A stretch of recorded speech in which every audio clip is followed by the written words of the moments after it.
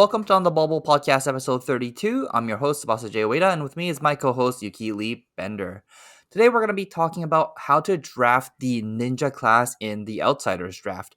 And we're going to be going into both Benji and Katsu, and the cards you should be looking for during the draft format to both get into it and what kind of decks we think are good for this class. But before we go into that, how was your week, Yuki? My week's been pretty good. Very, very busy. Got back from Chicago last weekend, and then I left on Friday, I guess. Friday night. I left on Friday night to go to Toronto. I left at 11 p.m., did the red eye, got there at like 8 a.m. or something. And yeah, I was in Toronto once again, this time for my grandmother's 100th birthday, which was awesome. It was really good to see all the family, and people don't turn 100 very often, so it's a pretty big deal. It was really nice to see everyone. We had like 50 people come out, and it was just like good solid family time, but it was very brief, I guess. Just, get in on the Saturday, stay the Sunday, leave on the Monday, and they were pretty jam-packed days. I was doing things like pretty much all day, hanging out with my cousin. So it was really fun, but I haven't had that much time for Flesh and Blood. I did a couple armories, but like not on that weekend, but yeah, it was a pretty good week. Just busy. Congratulations to your grandmother for turning 100. That is a pretty big milestone. Yeah, absolutely. How about you? How's your week been, Jay? For myself, if you follow our YouTube channel, I did post like a draft video that we did, or at least I did, with the Savage Land guys. Looks like I am going to be doing one more of it this week as well, with slightly different members. Hopefully I can 3-0 this time. But if you want to check that out, that will be on our YouTube channel, On the Bauble, if you want to check us out.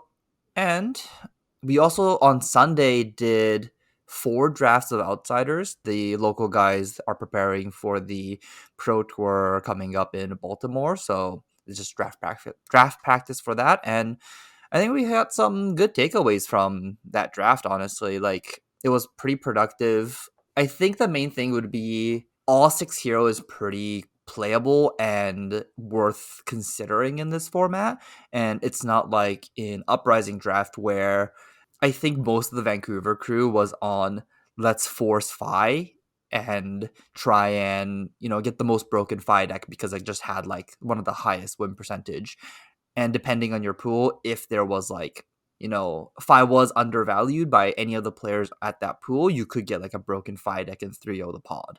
But it doesn't seem like that's the case in this format, and you really need to be aware of what cards are getting taken, even if these packs are a little bit hard to figure out. Yeah, I think I agree with all of that, that the classes are close enough that if you're in the open lane or like the right deck for your seat, I think you get hugely rewarded for it. And I think that learning to read the signals, even with the sort of less predictable collation, is a really valuable skill to have. I guess before we move on to our main topic, do you want to talk about the collation? Yeah, so actually, maybe before we talk about collation, I have a question for you. How many of each class do you think there should be in a pod? Because, like, I guess what I'm thinking is, like, I feel like in Outsiders, the draft sort of supported like 2 Dromais, but you really didn't want to be the third, and kind of similar with Icelander, like two Icelanders was pretty good, and the third was pretty bad, and then like 3 Fi was like really solid, and the 4th Fi was starting to get not so great. What do you think those numbers look like in Outsiders, at least right now? From what we've tested so far, I think it ends up being around like 4 assassins, 2 ninjas, 2 ranger, and you don't really want to be the 4th assassin. So it might be pretty similar to Outsiders in that sense. Sorry, Uprising in that sense. But I think that might just be a product of there being more assassin cards in the set than any other class. Yeah, I think I agree, and I also think the generics tend to fit in like a lot of like the 2 for 6s and stuff. I think their best home is actually an assassin. I don't really think you want like the cut down to sizes in your ninja deck or your ranger decks ideally. Like maybe the red ones like maybe playable in some of them, but it's not really where I want to be. Yeah, I think I agree with that. The generics, the assassin ranger and the assassin ninja cards are all not mainly, but like they are definitely playable in the assassin decks, and you do get mileage out of them. So when you end up like picking up a generic to like quote unquote stay open, you end up like slightly leaning towards assassin, and then if there isn't like a go signal to go into ranger or ninja, it might be safer to stick with assassins. But I think the problem with this format though is like unlike in Uprising where Fi was like a very very strong deck where you're like favored to go 3-0 when you have a good version of it. That's really not the case with this format where I don't feel like Assassin is actually that powerful, and you'd actually just rather be a powerful ninja deck or a powerful ranger deck than be a middling or like a the number 3 assassin deck, if that makes sense. Yeah, I think Azuri in particular feels like incredibly safe. Like you have a really high floor, but your ceiling is also not that high. And I think Arachne can be pretty strong if you get like the really strong Arachne version. But I agree that like if I could like build my draft deck essentially like with whatever cards I wanted, like I'd want to be getting either the really strong ninja deck or the really strong ranger deck. I think those are like when they come together, I think they are the strongest decks in the format, or at least that's kind of my initial gut feeling. I think the assassins are like a little bit higher floor but lower ceiling. Like if you want a 2-1 year draft though, I think assassin's pretty safe. Yeah, it's the safest thing you can do, or at least like start with some generics and then make sure those generics are playable in assassin, so like you end up with at least 30 cards in your deck. And then I guess we can talk about the pack collation. Yeah, so looks like there's two different prints in this for the set. We have the Japanese print and the Belgium print. They apparently are slightly different. So depending on where your boxes come, they will differ on what kind of cards you can, or what kind of class cards, or like how do I explain this better? Yeah, I think just like the distribution of the cards that you see in the pack depend on whether the packs are manufactured in Belgium or they're manufactured in Japan. I believe that Belgium is always paper packs and Japan is always plastic packs. I know that for sure Japan doesn't have paper packs. But yeah, they are fairly different.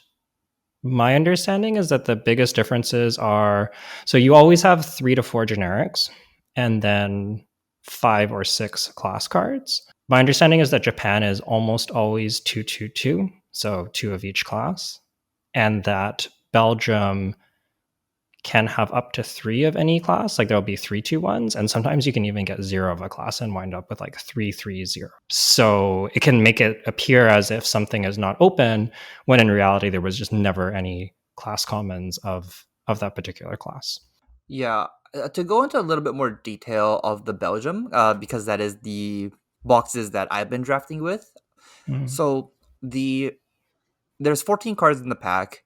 There is one foil, and the foil can only contain cards that are originally printed in this set.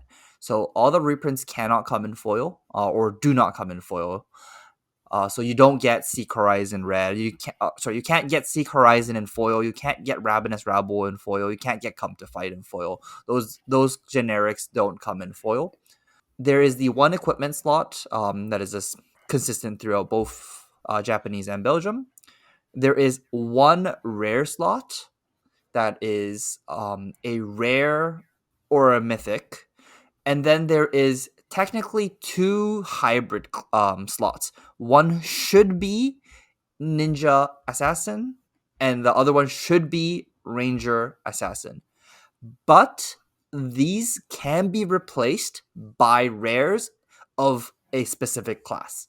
I don't think it can be replaced by an assassin, but I may be wrong in that.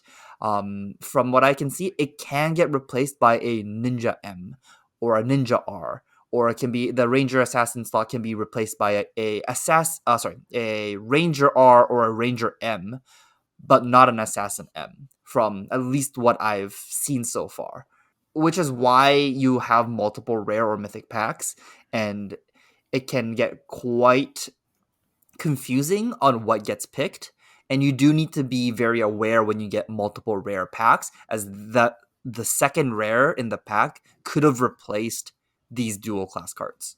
Yeah, it's possible to get one rare packs, two rare packs, or three rare packs, and you don't necessarily know. Like especially if you're taking a pack that has had some cards taken from it, you don't necessarily know like which of those three options the pack was to begin with. And specifically for the Belgium Prince, you could open two of the exact same cards in your pack. It doesn't have to Yeah. be like they don't have to be like a foil version or a non-foil version. You could technically open like two of the exact same class cards with the same pitch. Yeah, I've also seen that as well. How do you feel about this overall? So we kind of talked about like there is a difference between the print runs. The Belgium, I think, is less predictable. What do you think about this in terms of like what it means for the limited format? Is this a good thing?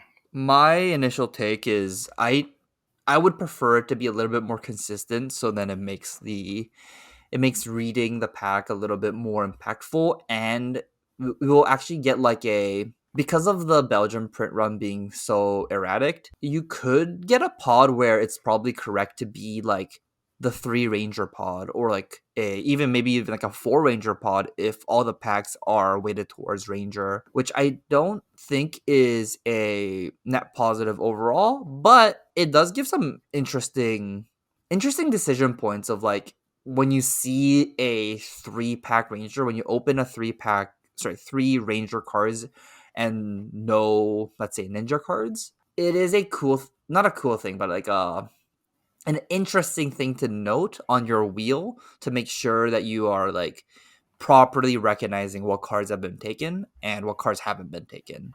Yeah, I think I agree that the wheel in particular in this set is really, really valuable. Even if you can't remember, if you find it hard to remember like all the cards in the pack, even just counting like three ranger, two assassin, one ninja, three generics, and then there's like two hybrid cards or whatever. Like if you count that and you can kind of figure out like, well, there was only one ranger card taken, that's like a useful piece of information.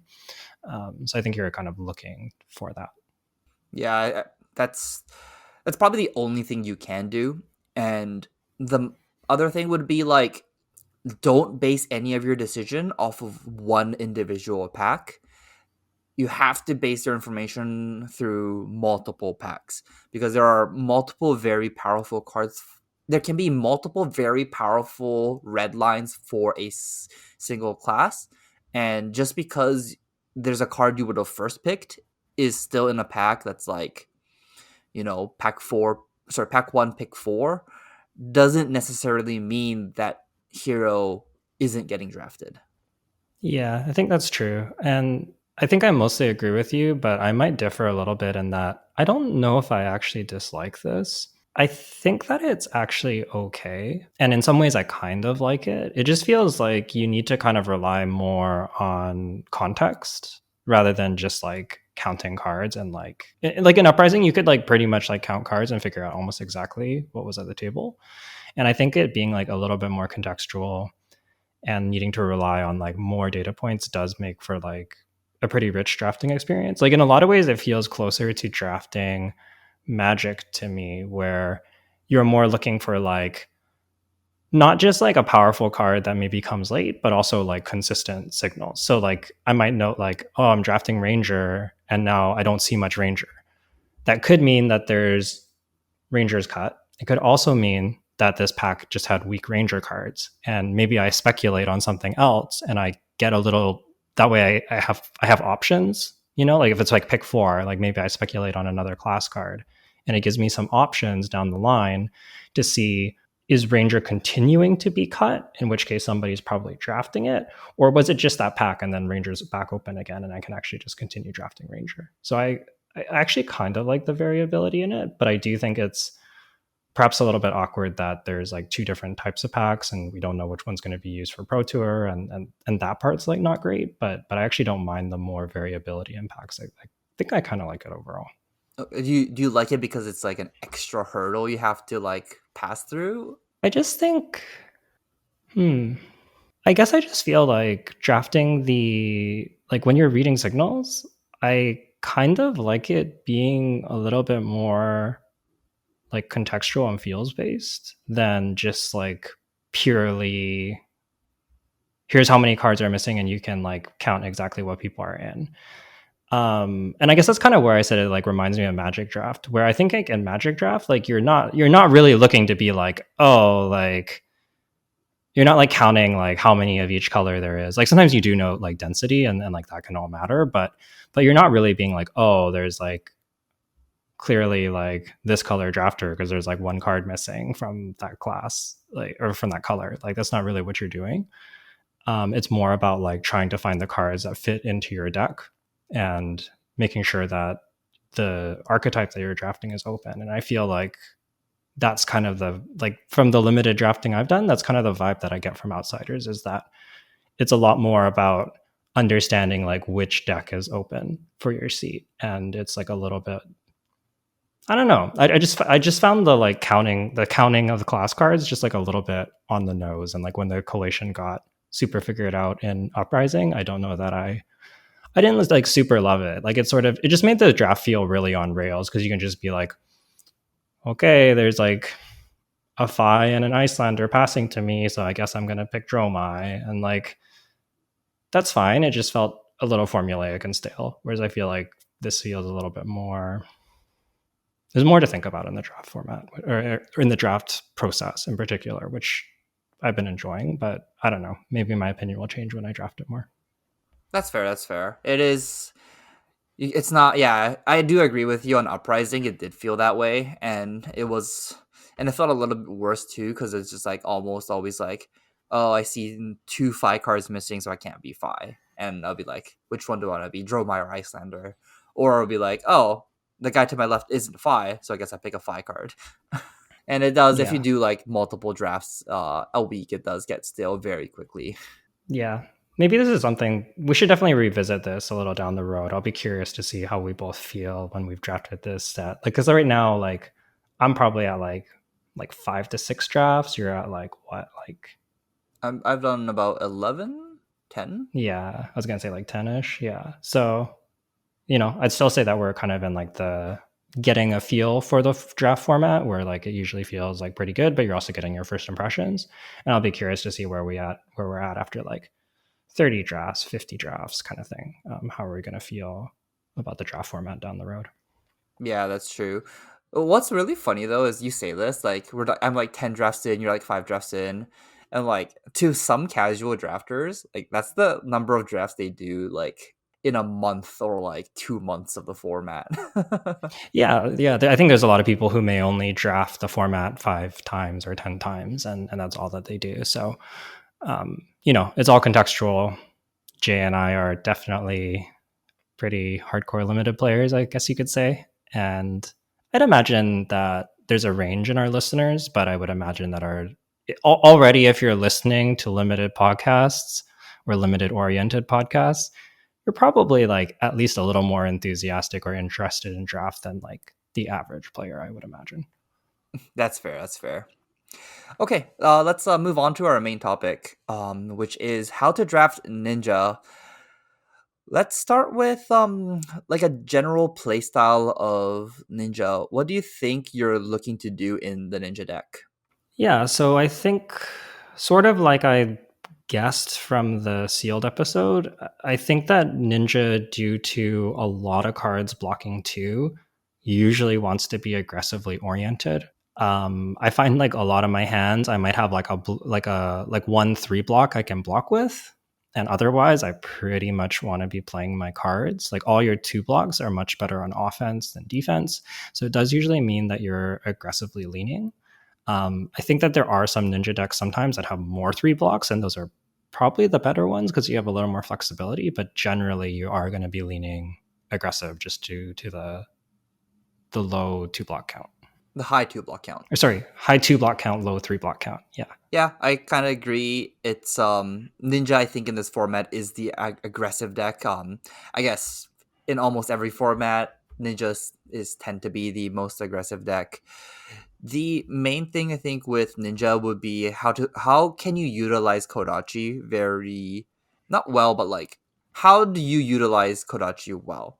And I think that just comes with you need to have the zero cost blues, and I guess you need about what, 8 blues? Is that right? Yeah, I think I usually want like you maybe can get away with 7 if you have a high yellow count and you're it kind of depends a bit on like what your cost curve is like. If you have a lot of zeros, like some more yellows is okay. But yeah, I think I'm usually looking for at least about 8 blues. 8 blues, yeah. I think that just will be a good benchmark of like looking for how many blues you want is like, yeah, 8 blues. Then you have about 1 blue a hand, and then you can turn that into a into damage very very consistently with this deck. Yeah, you have like a lot of one cost, so you can do like Kodachi Kodachi one cost, or if you have a surging line, you can do Kodachi Surging Strike.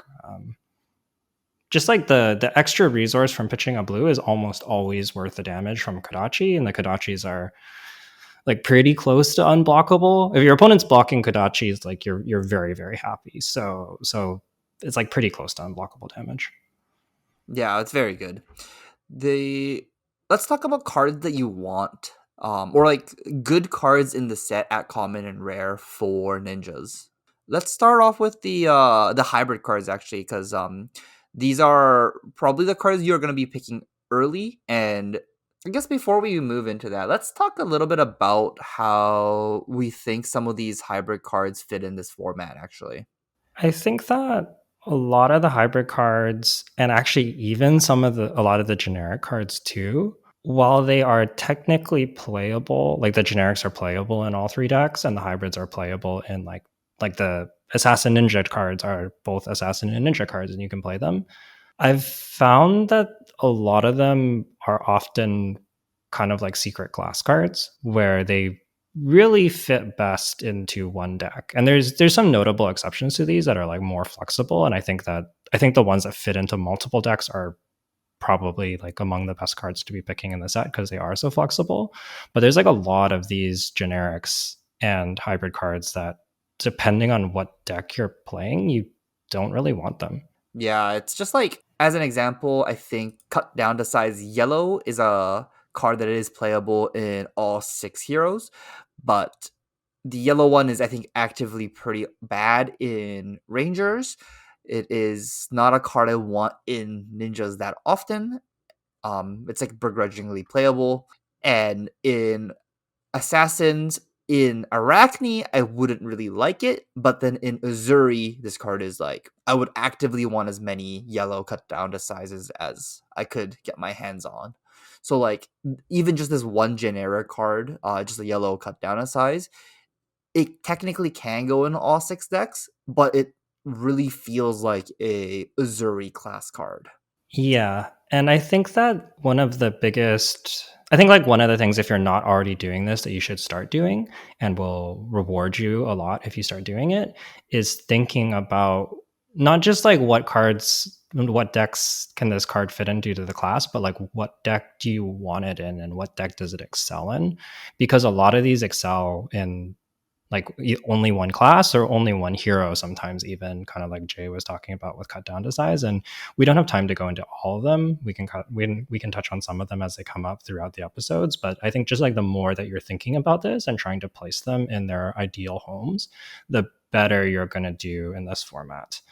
That being said, maybe we should talk about the assassin ninja cards. I think that like one example is I think Bleed Out is an extremely good ninja card. Especially the red one. It's pretty close to Blaze Headlong actually in Ninja because they really don't want to block your Kodachis. And it's pretty easy for you to go Kodachi, Kodachi. They're not going to block it. Then Bleed Out's free because it gets reduced by X, where X is the total damage dealt by daggers. And then it's just a 4 for 0 go again, which is like basically a Blaze Headlong. It's premium and extremely good in Ninja. And I think you can pick it early.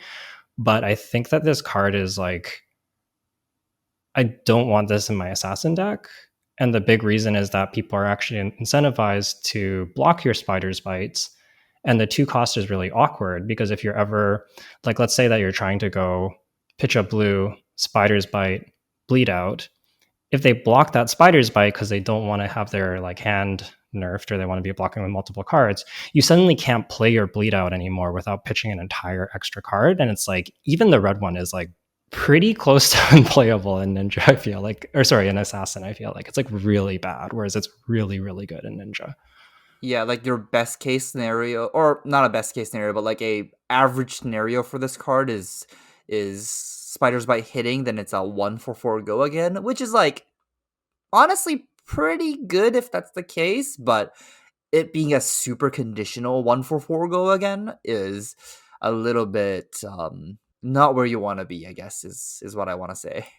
Yeah, like you just get stuck in these spots where like you wanted to play the card and you actually can't play it unless you pitch an entire extra card, and because you don't have control over it.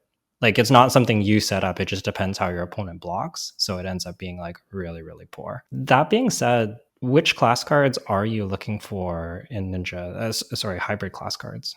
Out of the Ninja Assassin, at least commons and rares, I'm gonna be looking at Hurl. Hurl's the I think the premium card. This is technically good in Assassin as well, but Hurl Red, Hurl Yellow, and Hurl Blue I think are all good in all your Ninja decks. The blue Hurls enable your Kodachis and is good in your pitch deck, and the red hurls is just the 0 for 3 go again with an optional pay one deal one damage. It's like close to unblockable in this format. Yeah, I agree with all of that. I will say that I think Hurl gets worse in multiples pretty quickly. Like the first like two copies of Hurl is really good. I actually like somehow wound up in a draft where I had like five Hurls. It might have been an assassin deck, but you really like it's still fine. But like if you think about it in the context of Ninja, if you have too many hurls and you're not planning, like you're not getting the upside of the pay one, it's like a head jab that doesn't combo. So I think that like hurl is a premium pick, and I'm happy to pick it early, but there is some kind of upper limit. I think about two is like the first two I'm like reasonably higher on than the third or higher, the third or fourth. I didn't even I didn't even think you can get more than 1 or 2 hurls like during a draft, but you got 5 in a draft? I got five. I think I had like two red, a yellow, and two blues or something. It was a very weird draft. Like I don't know if that's going to happen as people learn more and more about the set. Like it was like one of the first drafts I ever did. But yeah, for whatever it's worth, if for some reason you see multiples of this rare, it does get worse in multiples. Okay, that's something I didn't actually like. What's it called? Think about until you told me. But yeah, I guess you are right. You don't really want like 4 hurls in your deck. You do want like you two is a good number Yeah. though. Two is a good number to have. Yeah, two is very good. Like I didn't think about it either. I was like, man, my deck's insane. And then I was like drawing all these hurls, and I was like, this is not that good. Like it's okay. It's like yellow head jab is so medium. Yeah, like it's fine. It's just yeah. The first two is like pretty exciting, and after that, it's kind of yeah. That's fair. And I think the other hybrid card that I'm keeping my eye out is Short and Sharp Red. The yellow and the blue is a little bit, they don't have enough impact, but the Short and Sharp Red, they always work with your Kodachis to give +3. And as we keep on saying, Kodachi is like quite close to unblockable. So being able to have just like a 1 for 3 unblockable is pretty it's pretty big game. The only thing that can block it really is like Ranger with the defense reactions, and not like when they have the defense reaction to your short and sharp, it feels pretty bad. But a lot of the times, it's not like they get to line up your defense reaction to your attack reaction, and this card just goes a long way when you need to either like sneak in damage or have something with an on hit. So I think this is like one of the more premium cards, and because it's hybrid, it can help you stay a little bit more open like early in your draft too. So I think this is a pretty high pick in Ninja in the Assassin Ninja hybrid cards, and particularly good in Ninja.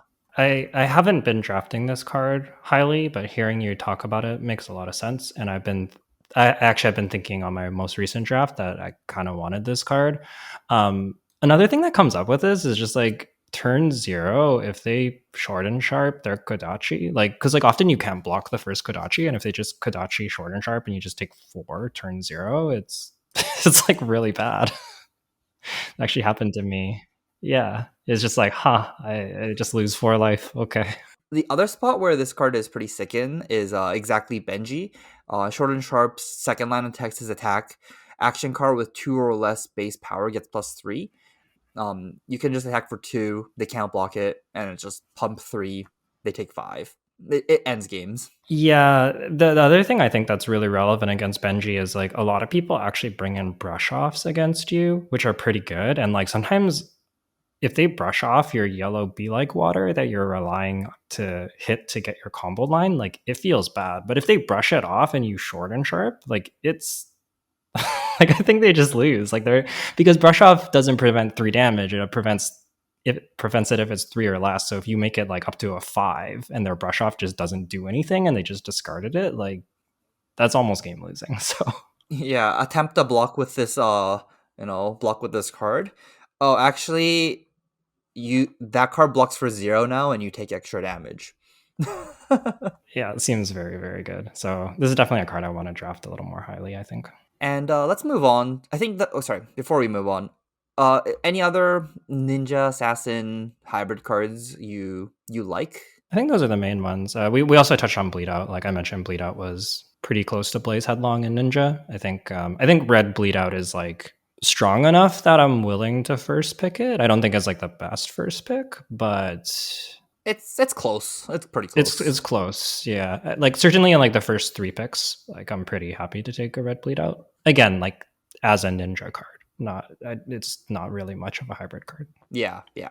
Okay, let's move on to the generics that you're gonna be looking for. I think the main generics you want in the ninja class is any of the 1 cost generic, and hopefully cards like looking for a scrap. So this one is the 1 for 4 and it gets +1 if you banish a 1 power. As long as you can enable this card, I think this is a premium card in ninja. It's just a 1 for 5 go again. As long as you can trigger or fulfill its secondary cost. Otherwise, a card spring loaded is a I think a pretty good card as a if you have a 0 cost blue, you can go Kodachi spring load for 5, which is like a 2 card 7, which is pretty hard to come by in this format and is pretty good for like a I don't know how to explain it. It's just like super on rate. Yeah, I think in general, most of the classes are not that good at being on rate. And anytime you are like on rate, like the constructed on rate, where it's like every card is worth 3 and your action point is worth 1. So like 2 card 7, you have 2 cards, both worth 3, action points worth 1. Anytime you can be on rate, it feels very powerful in this format. And if you're ever above rate, it feels like game winning almost. So Yeah, it feels like you cheated. yeah. So just like I agree that Ninja is actually very good at being on rate and just like finding as many ways as possible to be on rate, the better you're gonna do with Ninja. And a card that I think that you want in Ninja, which I don't know if a lot of people agree with me yet, is a card called Freewheeling Renegades. This is a 1 for 6, and if it's defended by an action card, this card gets -2. I think this is secretly like, or sorry, I do need to specify only the red one here. The yellow and the blue I wouldn't play, but specifically the red one, I feel like is a secret like ninja, not a high priority, but like a card you actively want and is pretty happy to pick on, pick 7, pick 8, somewhere after people's been picking up the class cards and the 3 blocks and stuff. You're like, oh, freewheeling renegades is exactly what I want for my deck. Just like a chain ender that's like a 1 for 4 is fine. It's like I think it's almost actively good. Yeah, I haven't been picking this card highly, but it makes a lot of sense, and it's a card that I've been like decently happy with in general. I think like you said, 1 for 4 is pretty good, but it's actually like a little better than a 1 for 4, right? It's a 1 for 4 that like kind of forces your opponent to block it. Yeah. They don't have to, but like if they don't, like it's a 1 for 6, which is just crazy. And I think that like Ninja doesn't really like blocking.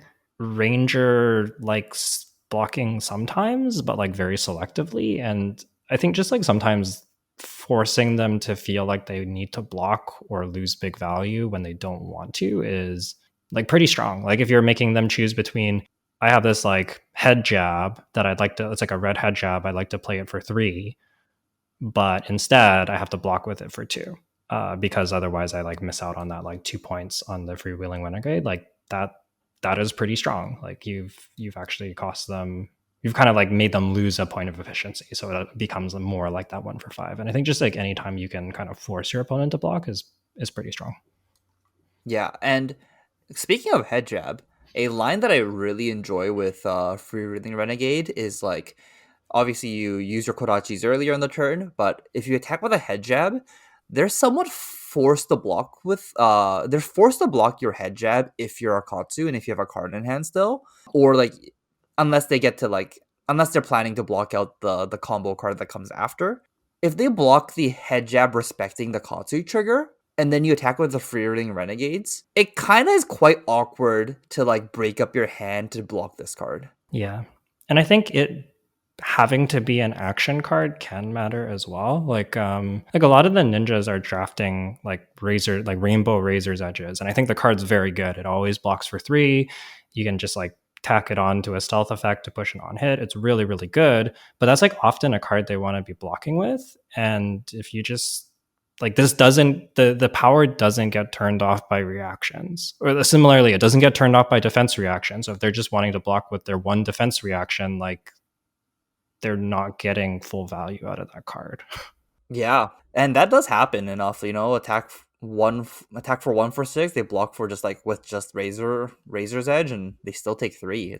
I think this card is like secretly a very premium ninja card, and I think people are sleeping on it, at least for now. Yeah. And I think one last card I just want to talk about real quick is Feisty Locals.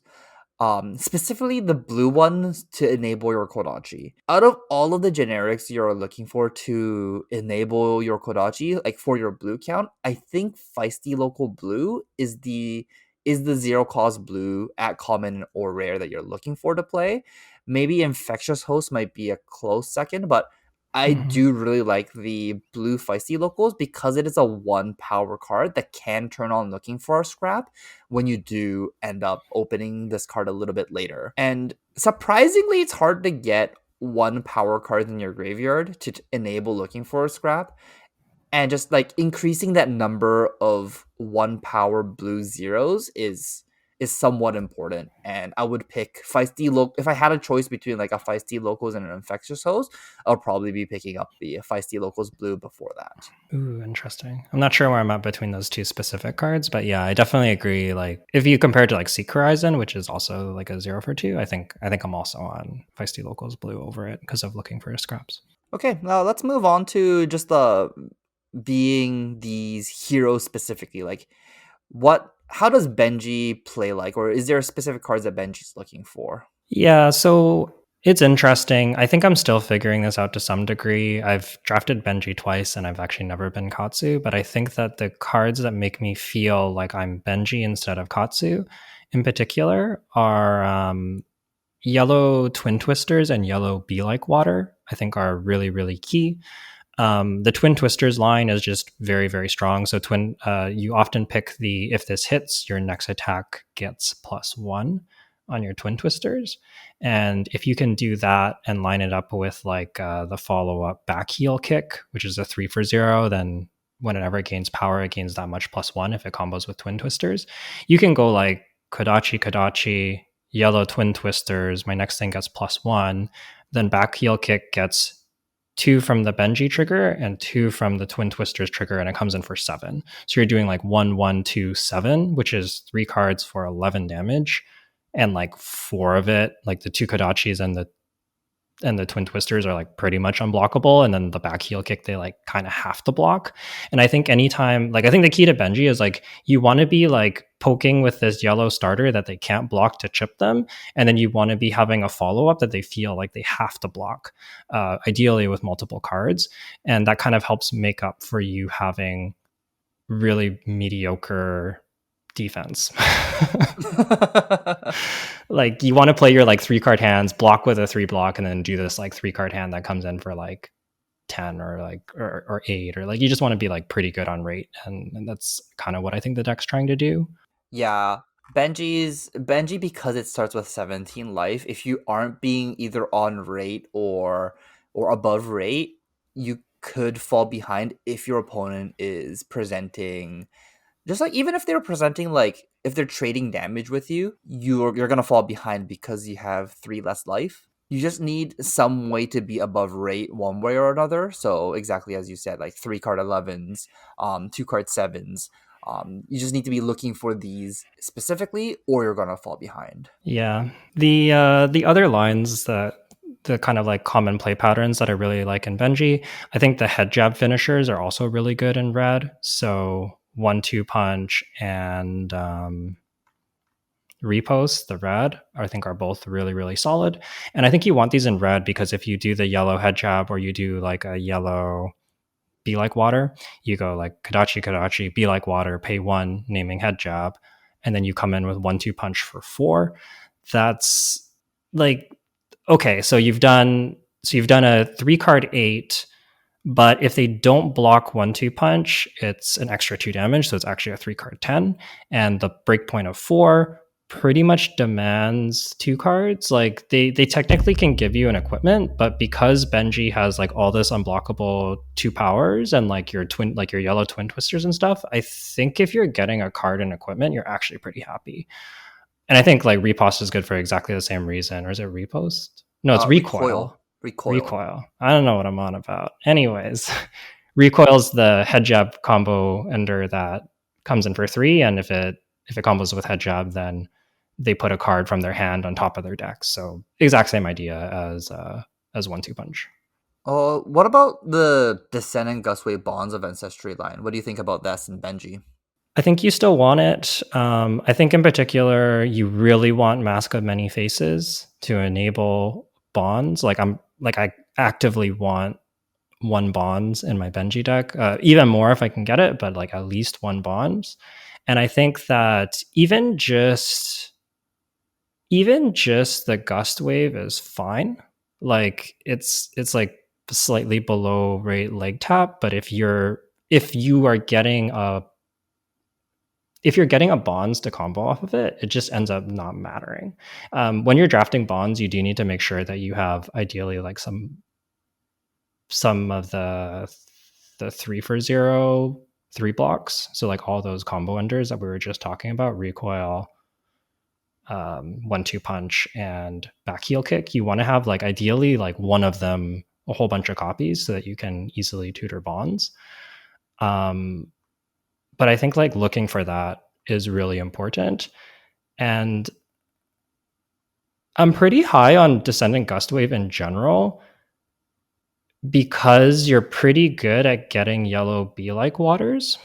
And if you just go, like, again, like your efficient play line of Kadachi, Kadachi, Be Like Water, naming Surging Strike, so you've presented 4 damage, and then you come in with a red Gust Wave for 6, that's a 3 card 10. So again, doing that like chip damage into 6 power attack that's demanding blocks is just exactly what you want to be doing. The yellow is like also totally fine as like it's like less good, but I still think it's actually totally fine because it's still like a 3 card 9. It's like an unblockable starter. And I think even the blue is like, I'd rather have 0 cost 3 blocks, but it being a blue that can be a head jab is pretty good. Pretty good. I don't know. I haven't thought of it that way. But you're right. A Descendant Gust Wave, if you have a Surging Strike in front, turns into a 0 for 3. Yeah, you know what? That is pretty good. Yeah, and I think in particular, I kind of actively like having it because not only can it be a head jab, but it enables you to get it off of bonds earlier. Because like it's hard to get multiple copies of red gust wave, but if you're like more open to picking, like maybe you have like a 1 red, 1 yellow, 1 blue, and if you manage to line up some kind of turn where like maybe earlier in the game you've done your blue gust wave, and then you can use your Mask of Many Faces to come in with the Descendant for 4. Sorry, you go like Be Like Water, Descendant Gust Wave for 4, bonds, naming Surging Strike, get the last Descendant Gust Wave for 5. Like you're doing a turn that's pushing like 16 plus damage almost every time, and most of my like both of my Benji decks that felt strong were doing this. And I think that like having multiple gust waves almost regardless of the color was really strong. It's provided that you have the bonds and the mask to go with it. That's fair. I haven't actually had a broken Benji deck yet. I think all my Benji decks were like a little bit too fair, and they ended up being like the 3 life mattered, and I ended up losing with them. But yeah, I think having that Bonds of Ancestry and multiple Descendant Gust Waves to like push over the top is gonna be pretty important. I guess a common question is, would you want to go first or second in Benji? This is such an interesting question, and I thought I had it figured out with first, and now I just don't know. I think I think against Assassin, going first, especially if it's Azuri, going first is quite good because they can't hit you back. And maybe against Azalea, it's also good. I don't know if you want to go first against Riptide. I went first against Riptide and Armory the other day, and I was like trying to Kodachi and chip them. They ended up like triggering a trap and doing a damage to me. Then they reloaded an infecting shot using the Riptide ability because they played the trap, and then they just got to use their Seeker's equipment to stop my what would have been unblockable damage. And then with the floating, they just put an aim counter on their infecting shot, and then on their turn, they went Seek Horizon, put a card on top, 440, go again, play a pump, infecting shot for 9. And I was just like, I can't win this game. You're attacking me for 13 with a blood rod, and my hand blocks 8. Like, what am I doing? Like, I just instantly lost. So That's pretty funny because that's exactly the Riptide deck that we were trying out during the Sunday, like the multiple the day we drafted multiple times. That was the conclusion that we came up with the Riptide, is that you want to go second against Benji as Riptide, and you want to do exactly the Seeker's equipment to block the Kodachi, flip it up with to activate either the Bar Castaway to load, or to flip it up if you can use a defense reaction in hand. And I guess someone actually did all of that to you, and that's pretty funny, honestly, because we were just talking about that on Sunday. That yeah, was probably like a line that's gonna be very powerful against honestly anyone. yeah. Shout out to Augustine who pulled this off against me and was one of the people you're drafting with, I believe. Yeah. Yeah. So I would be careful going first into Riptide. And similarly, I don't know if you want to go first into the ninjas. Like, it's close. It's close. I haven't played enough to say, but I think there's something to be said for being the first one to attack and get tempo, because Benji starts to get really scary in the late game. And if you can get them like even kind of to like 8, like everything they kind of have to start blocking, because it's really easy for you to start pushing Kodachi, start pushing like 2 unblockable damage, and just suddenly like everything you're doing becomes super problematic for them. And you're pretty good, like you're surprisingly good at grinding out the end game. Like I think if you can be on relatively low, like similar life totals, and they're getting low versus Katsu, I think that Benji's endgame is actually stronger because of the unblockable and because you get like the random +1 from his abilities. So yeah, Benji's like surprisingly good at playing this kind of like chip you out longer game plan, provided you have the 3 blocks and you can like get to that point and not just be dead because you have 17 life. So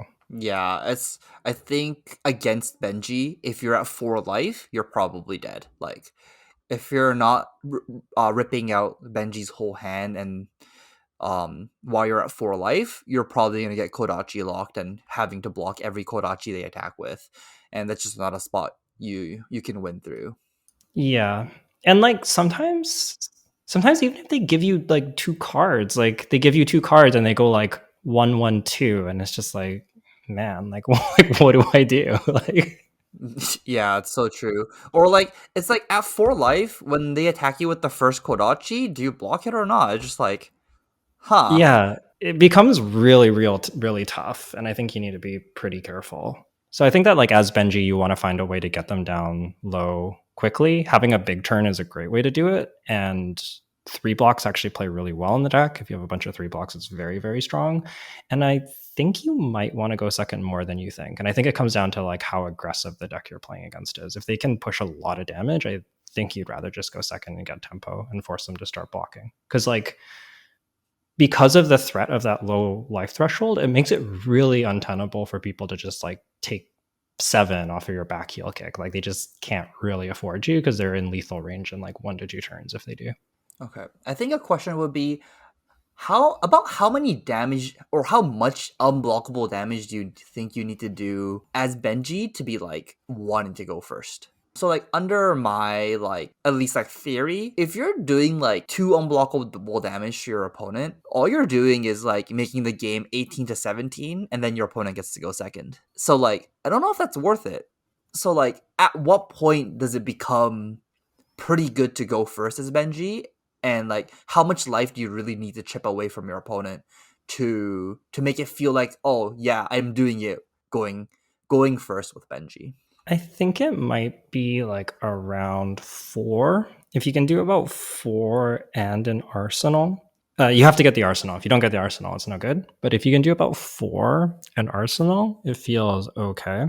I think if you ever get more than 4, it's really good. But it's pretty hard because like your opponent knows that you're playing Benji, and so they're going to block your Kodachis, and you kind of like let them mulligan. You're also in this like weird spot of like sometimes like maybe you have like two power things. So the first one hits, the second one would be coming in for 3. So you actually kind of like have to Kodachi and let them mulligan in order to get your next attack down to 2 power again. So yeah, going first is like it's like kind of awkward. I think it's like actively pretty good against the assassins if you can get in like 3 to 4 damage. But I think that against the fast decks, like I might just like going second, honestly. Yeah, I think at least me and Clay were talking about this and we're like, yeah, I think you just want to go second as Benji because you need to push damage, and if you go first and your opponent attacks you too hard and you have to block, or if you just like end up like not blocking and taking like 8+ damage, you go to 9 life and it's gonna be pretty hard to come back from that. Yeah, I agree with all of that. Okay, let's move on and talk about Katsu. So for Katsu, I'm going to say that I haven't actually drafted Katsu yet. I know that you have. I have some ideas about what Katsu could look like, but I think largely I'm going to be leaning on you for that. So one of Katsu's big advantages is that he has 20 life. And I think the one deck that I see that I think everybody sees is just the super surging strike version is what I've called it, where you have like all the surging strikes, all the gust waves, you have a bunch of bonds. And like I think when you have that deck, you probably just have the most powerful thing you can be doing in the format. I think that with surging and bonds and mask of many faces, like you can pretty easily push 15 to 20 damage in a hand. And when you do that, like because Kodachis are so strong, you pretty much just take over the game. So I think that this is going to be like one of the strongest decks in the format, but I also think that everybody understands how good bonds and surging line is. So like this deck doesn't come together that much. Yeah, I think like the surging bonds gust wave is a classic constructed thing that people are doing right now. Like, Yeah. and it's like pretty powerful. When you do that in draft with less life total and like with a slightly smaller deck, so you actually just draw these cards like faster and more consistently, it's quite unfair. And I think I agree with you. If you get this thing together, it's gonna be broken. But this will depend on if you will ever get past the red bonds of ancestry or not. And from my experience, or at least with the pods I've been playing with, I've been in these spots where we're like, because this is like practice for the pro tour, everyone's like playing to win, playing to like, no one's like rare drafting or anything like that. So a lot of the times it goes like, what did you like end up not playing in your deck? And then the assassin player is like, oh, I have this like really bad card that's not playable, and there's like, but I have this bonds of ancestry that I like first picked. And then like the ranger player is like, yeah, like there's like 2 cards I'm not playing. It's a bonds of ancestry that I like pack 2 pick 1 because I can't beat this card. And I'm like the ninja player, and I'm like, well, I got past the blue Bonds of Ancestry and didn't open any of the other ones. So this is still good, but it's like not exactly where I wanted to be. I wanted to have the red ones, and like blue one's still good. It's still blue pitch, blocks 3, it attacks for way too much, but like I'm not getting the multiple Bonds of Ancestry deck that I'm like hoping for a lot of the times. And the if there's like two ninja players, everyone's fighting for Surging Strikes pretty highly, and the Red Descendant Gust Waves pretty highly. So like when there's two ninja players that are both picking these cards highly, both both decks get slightly diluted. That's like it's really hard to get the super surging version that you're talking about. Yeah, I haven't had it come together. Like I'm sure that it does happen, and like when you do, it's going to be disgusting. But yeah, I think if people are drafting their seat correctly, most of the time this won't come together. And maybe the only time it will be is if like maybe Ninja is just like very weak in pack one, where like it's open, but the cards being opened aren't especially powerful. So Ninja's actually underdrafted at the table, and then the surgings and gust waves and bonds start coming out, and people are like more scrapping on playables. In that spot, if you're like the only Ninja drafter, then yeah, you probably get this deck. But most of the time, not going to happen. The version of the deck I actually ended up drafting near the like more recently is actually just like as many 3 block ninja cards as I can get, and the very consistent go again attacks. I'm not talking about things like head jab where it's like a 0 for 3 where it's like on rate, but like honestly, it's not above rate. I'm talking about cards like Spinning Wheel Kick, that's like a 1 for 4. Talking cards like Twin Twister, which is a 1 for 4 go again. I'm gonna be picking these cards highly, and then every 3 block I can find. So Come to Fight in any color, honestly. Back Heel Kick in every color. I'm gonna get 1-2 punches in any color, recoil in any color, just like as many 3 blocks I can get. So then I can be doing the thing of block for 6, pitch a blue 0, Kodachi, spring load for 5. And consistently having this like 13 damage or 13 value turn cycle, which I think is like very hard to beat in this format. Yeah, all of that makes a lot of sense to me. That you can just it's kind of like the I feel like this archetype or this way of drafting Katsu was really common in WTR. And I wasn't sure if it would be because of the lack of 3 blocks. But yeah, if you seek them, I've noticed that if you seek them out and ninja, like there's 2 ninjas in the pod, you can actually get a pretty good density of these 3 blocks. Yeah, it was really funny where in one of my drafts I fed the player to my left who I'm passing to like a red descendant gust wave because I'm like this card doesn't hit for 1 for 5 and this card doesn't block for 3.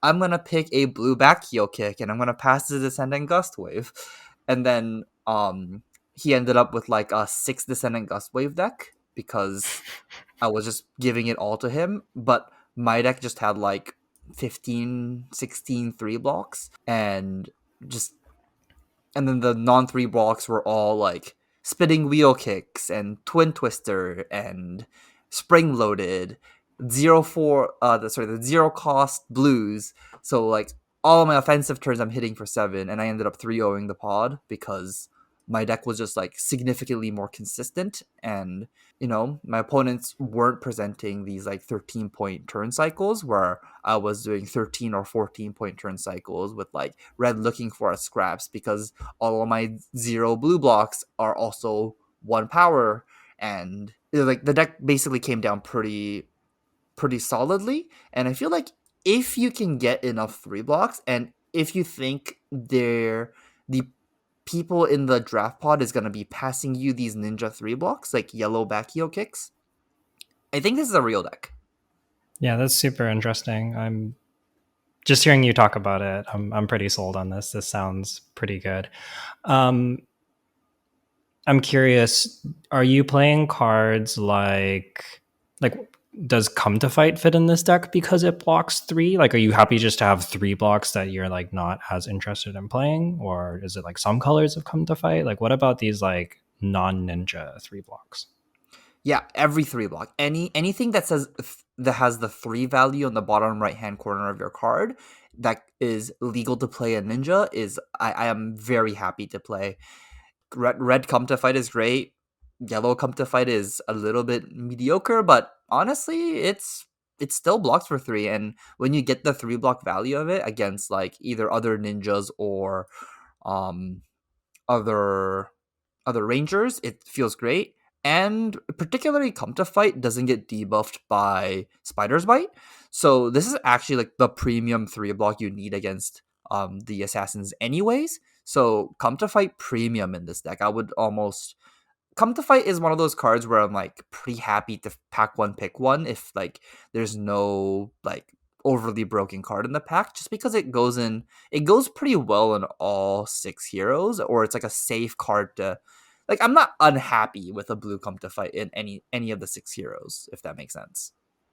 Yeah, I agree. And I think that as much as Ninja does want to have like mostly zero cost blues, I think if you have a couple of ones that have a resource cost, if they're good enough cards, is worth it. Like if it's like a three block like come to fight, I'd be pretty happy to play that. Even in Benji, honestly, it's pretty decent. Bonds of Ancestry is obviously really good. And I think even Descendant Gustwave, like I was talking about earlier, has a place. So I think that there are some blue non-zeros that are worth it, but you just don't want too many of them. I think particularly for the exact version of the deck I'm talking about, I actually don't count the one cost blue cards as my blue pitch. I just that actually gets sorted into a pile that's like is a three block pile.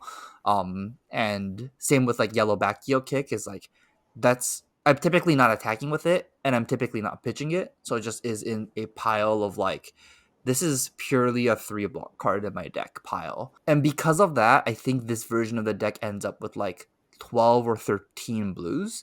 Whereas, like, because these one cost blues, it doesn't really count towards your blue count because you can't swing Kodachi with it. And you don't actually play that many two cost cards. So if it's not a zero cost blue that you're pitching, you're going to be in a really bad spot. Yeah, that does. And I guess, yeah, I didn't explicitly say it, but I also feel the same way that when I say like eight, maybe seven blues, like maybe seven blues if you have a bunch of yellows in Benji is okay.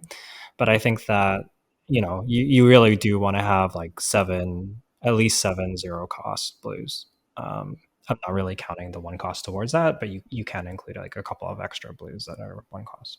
And I guess same question. Do you think Katsu goes first or second? Jeez, I have no idea. I'm gonna guess. Ooh, yeah, I'm not sure. I would guess that going second. I feel like going second is pretty strong in Ninja because you gotta just start chipping with Kodachis and demanding cards with your like efficient attacks, and it just kind of like lets you start out on the game plan that I think you want to be doing, which is making people block. Um, but I don't know. Is that true for Katsu as well? Yeah, I'm inclined to pick second with Katsu most of the time. The only time I would pick first is maybe against Benji if I think the game is gonna be if I think or know that my Benji player can like push 5+ damage on turn one, where there was a situation where I was like, oh, I know that he has, multiple red short and sharps. There was literally a game where the Benji went first, did 7 damage unblockable, and I lost. Like, it's just like, oh, I take 7, go to 13. I couldn't block, couldn't mulligan, and the game's over, right? So Yeah. but typically, yeah, just go second. I think any hero that can use all four cards in their going second is a hero that you want to be go.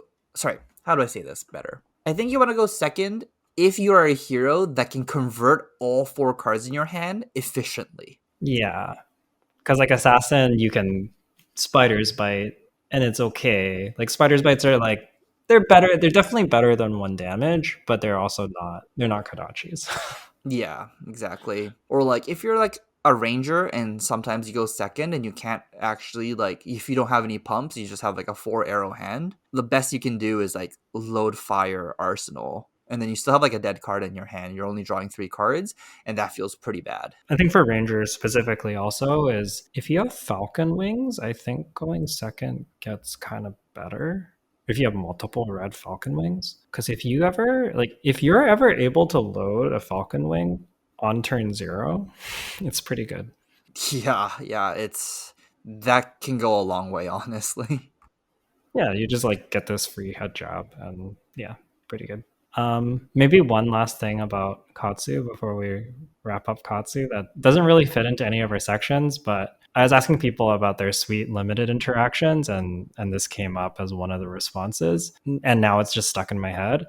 Is that you can do some really cool stuff in Katsu with spinning wheel kick, in particular with the combo text, which says that if a combo if twin twisters or spinning wheel kick was the last hack on the combat chain, this gets +1, and when this hits, put it to the bottom of its owner's deck. What's really cool about this card is, or what's really cool about this is that like if you do like a twin twisters that gets blocked out and then you spinning wheel kick and it hits, you can actually bottom this card and then tutor the same spinning wheel kick with Katsu. Um, so that's something that's like not necessarily intuitive, and I don't think it's going to come up very much because you have to have like the combo card and then the spinning wheel kick. But just be aware that because it goes to the bottom and it's a hit trigger and Katsu's also a hit trigger, you can order it so that you put the spinning wheel kick onto the bottom and then Katsu it, and then it like combos with itself, which is I think really strong because like it's hard to get this card in multiples, but if this ever comes in for 5 and 5, it's just like it's pretty gross. So I think you should be aware of that, like both playing as Katsu and playing against it. That like this combo on hit is really scary. I didn't even think of that. Maybe I would have found it if the situation like came up, but that sounds gross. Yeah, like your opponent can prevent this from happening, but just like I wanted to mention it as a line to look out for, like on both sides, because I think it's like if this ever happens, is going to be like a It's game huge ending. deal. Yeah, Yeah. yeah, it might just like win the game. So something to keep in mind. So a comboed spinning wheel kick with your opponent having one resource and one card in hand is a must block. Got it. Assuming that they haven't already hit with their Katsu trigger. If they've already Katsu triggered, it doesn't matter. So that's why it is like a little bit niche, but still pretty strong. Yeah, that sounds honestly I'm looking for 1 for 5 somehow in this format, and I guess spinning wheel kick is a 1 for 5 go again. That's broken. Yeah, yeah. If you ever combo it, it's pretty powerful.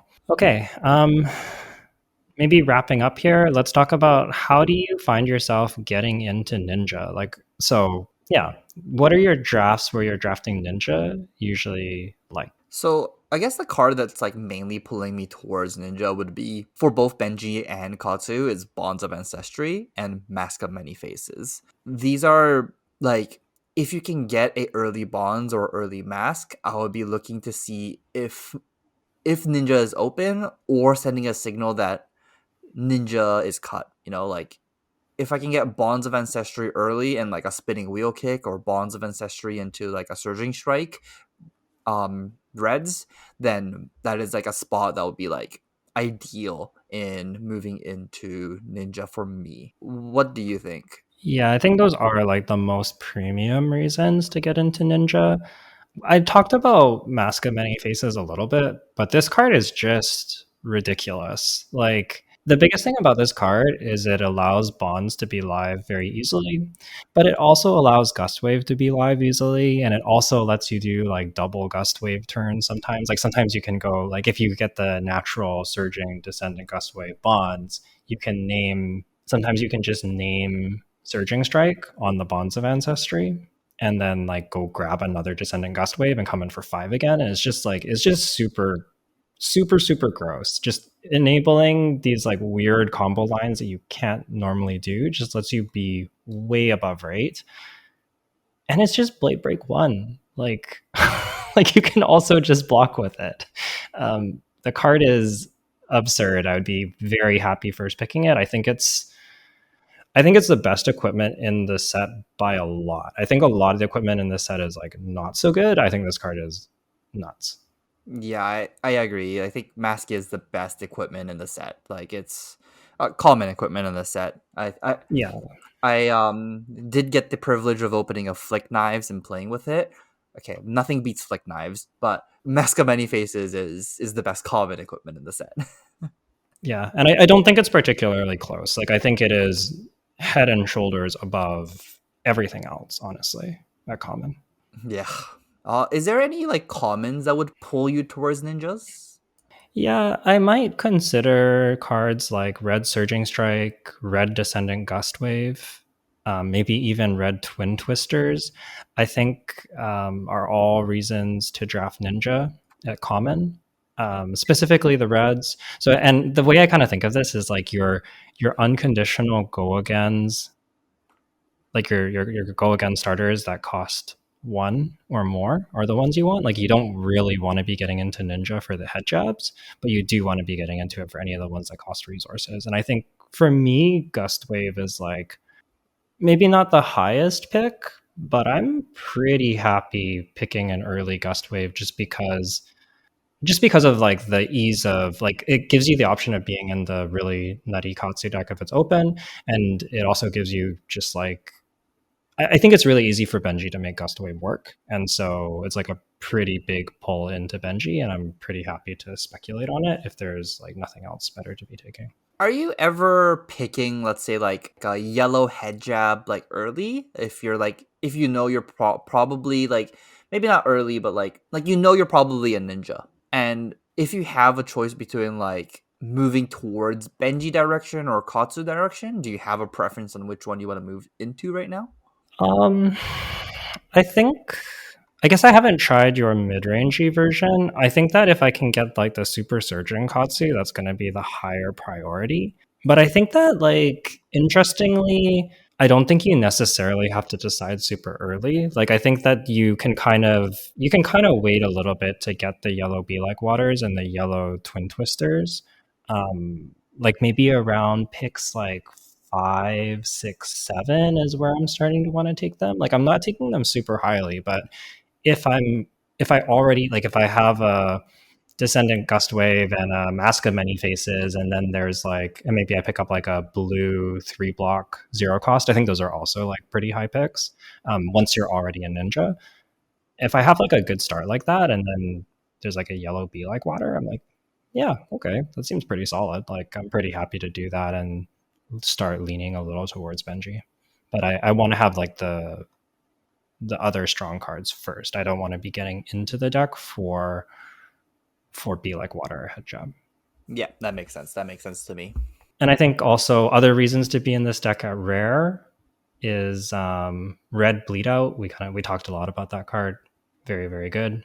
And also Spinning Wheel Kick at red is also super good. So again, just those like unconditional go agains that cost resources are pretty strong. I think Head Leads the Tail, if you ever open it at Majestic, is also really good. It's the 1 for 3 where you name a card and it gives the next thing +1. This is a leg tap, essentially. Yeah, and if you get lucky, maybe five. Yeah, yeah, exactly. So yeah, any of the like unconditional starters that cost resources, that's where you want to be at red. Yeah, that makes sense to me. There is sort of like one exception to this heuristic and or two exceptions, and that maybe moves us nicely into the next section, which is underperformers. I think the 1 cost go agains that you don't want are the ones that don't combo with anything, and those are Deadly Duo, which is it's like at red it's a 3 for 1, and if it hits your next thing that has base 2 attack gets +2. And similarly, I think you don't really want Plunge, which is the 1 for 3 go again on hit. Your next dagger gets +1.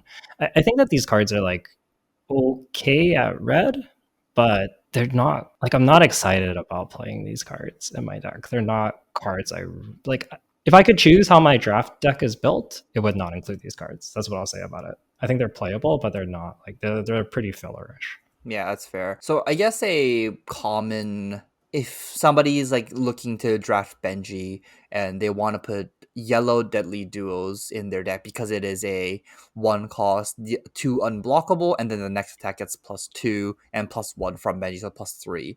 What do you think about that? It's so mediocre. I think it's like a little bit of a trap. I think you can play a yellow deadly duo. Like, I don't think it's the worst card in Benji, but it's like a 30th card for me. And the biggest thing about this is that, well, you might be able to look at this and think of it as a leg tap because it's like 1 for 2 and then you get +2.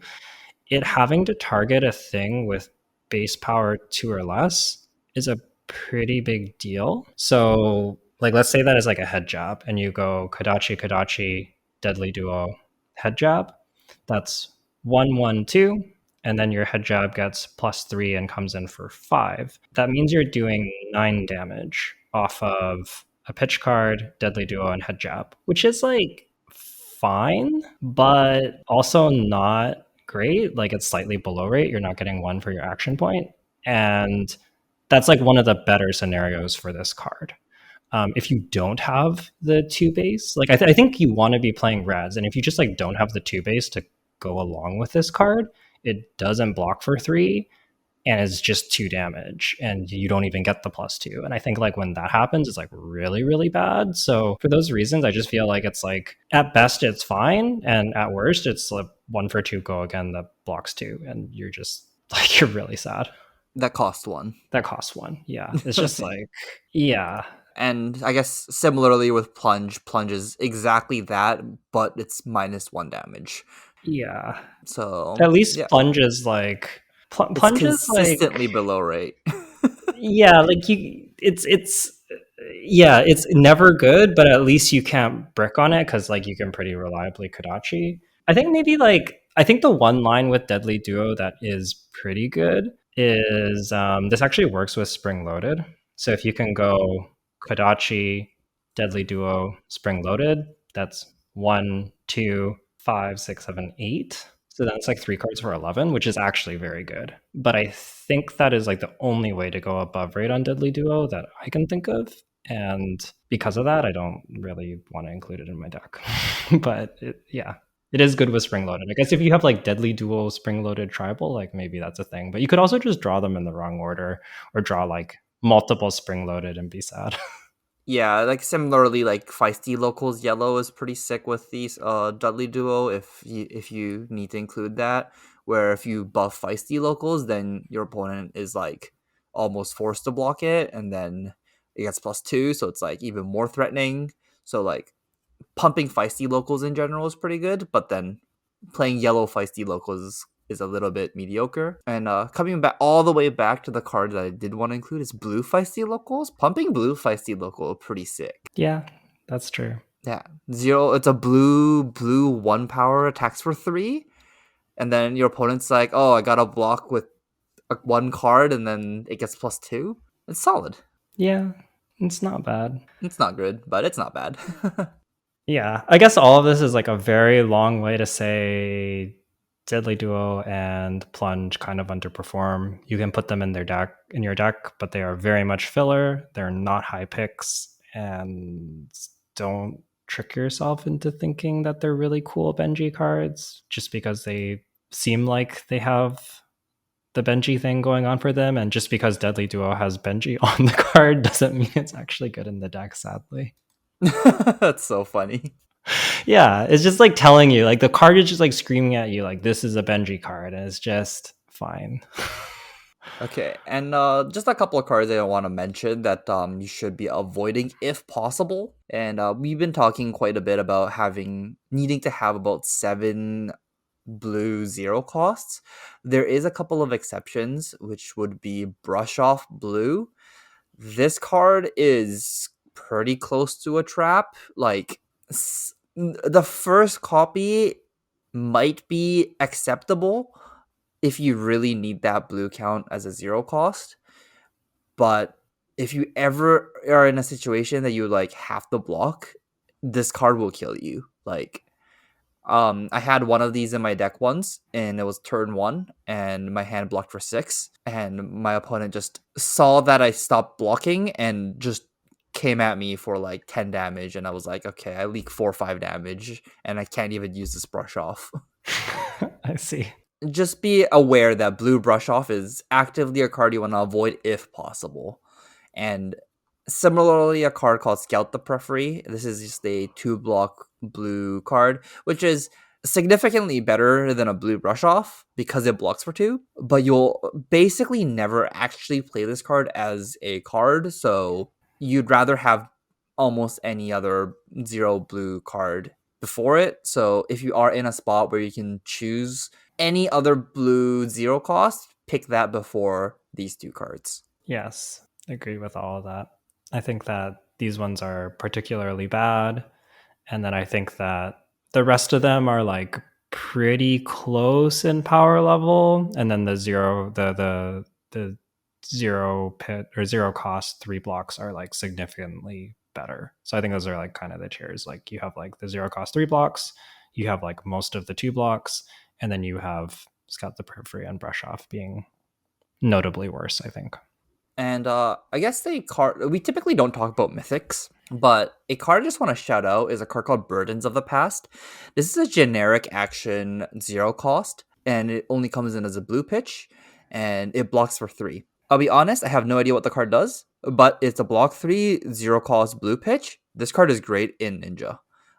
This is a secret ninja card that is gonna probably get passed to you, and I would be picking this card somewhat highly.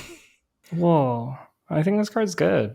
It's good And in it Assassin too. It's a blue 3 block that's not an attack. It's insane. yeah, it doesn't get debuffed by Spider's Bite, which is an insane this card has insane amount of text for a blank card. This is a titanium bauble that doesn't get debuffed in this format, and it is actually somewhat of a high pick. And I just wanted to shout this card out because I think people underrate this card right now, and it's better than what people think. It's kind of funny. There's actually like a bunch of these zero cost 3 block M's, like Concealed Blade, Knives Out, Stab Wound, Burdens of the Past, like Dishonor. Like there's actually like a bunch of these that block 3, and they're like obviously like all pretty good, mostly just because they're 0 cost block 3s. I guess Concealed Blade is like pretty sick because it's an attack reaction that gives stuff +1. But yeah, Stab Wound's probably pretty sick in Benji. You go like 1/1/2, but it hits for 4. It's probably pretty sick. Yeah, it's a beautiful 0 cost blue pitch. So yeah, just don't or be aware that 3 blocks that is a 0 cost blue pitch are good in this format, and I would be picking them quite highly because they're hard to come by. Mostly if they're not attack actions. Also, final M I want to talk about Silverwind Shuriken, 0 cost, doesn't block. It's an item, has attack reaction, destroy it, target attack with combo gains +1. I think this card's pretty bad, and you probably don't want to be including it, but it might be playable in Benji if you have a bunch of back heel kicks and you're able to combo it, because if this thing can give back heel kick +2, it's kind of funny. I don't know if it's actually good, but it seems No, I'd at least try it if I had it. It sounds kind of sick. no, it's bad. It's bad, Yuki. This card's an action, Yuki. You have to use your action point to play this. Yeah, but you have a lot of Kogan. No, Like, no. look. I would last pick it, and I'd consider putting it in my deck. Look, the best thing about this card is that it comes in cold foil. So then when you open it, you actually don't have to, because it replaces a common slot. You don't actually have to like use a pick to pick up the $10. It just comes in like you get to keep the $10 still. Like that's the best part about this card. Oh, very good. Yeah, I'm pretty sure this card's not great, but if you were ever going to play it, it would be because you have a bunch of back heel kicks. And even then, I think it's pretty mediocre, but Okay. Yeah, I would stay away from this card. I think I would too, honestly.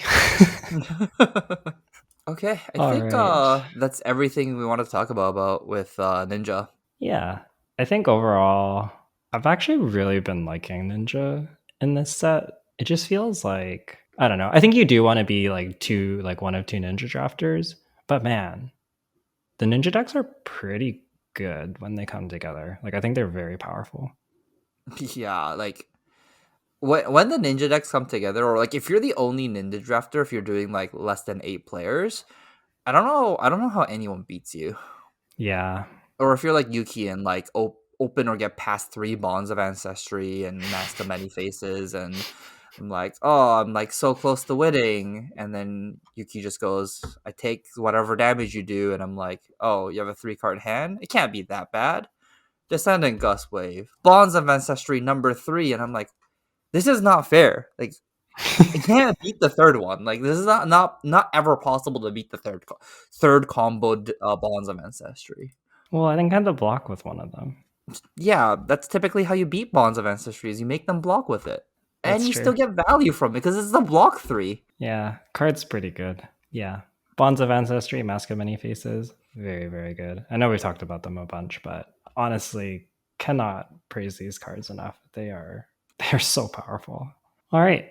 Anything else before we wrap up? No, I think we talked enough about Ninja. All right. As always, thanks for listening. Let us know in the comments if we missed anything. Is there a way of drafting Ninja that we didn't talk about that you know about?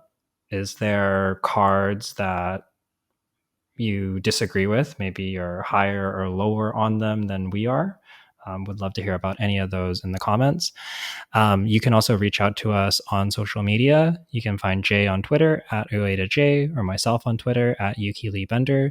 You can also email us directly at onthebauble@gmail.com if you'd like to send any questions or feedback there. Hope that you're all enjoying drafting this set. I think so far it seems like a really awesome limited format, and hope you've all been enjoying it. And good luck to you in your upcoming drafts.